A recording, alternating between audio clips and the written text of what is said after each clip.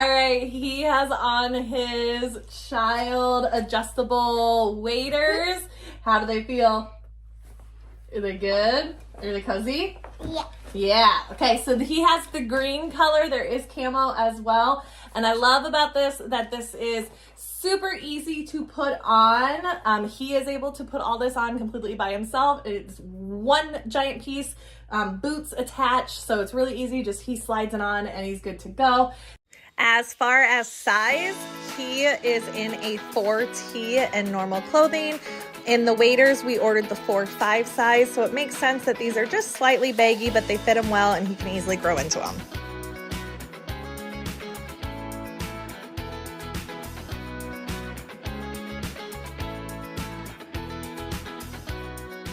There are tons of different adjustable straps in here. So you've got the adjustable straps up here.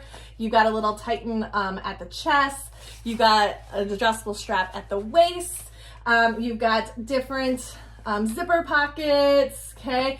But just this is a really nice solid material. And like I said, all one piece, but still very cozy. He jumps around in it and he has fun in it. Are you able to run and have fun? Yeah.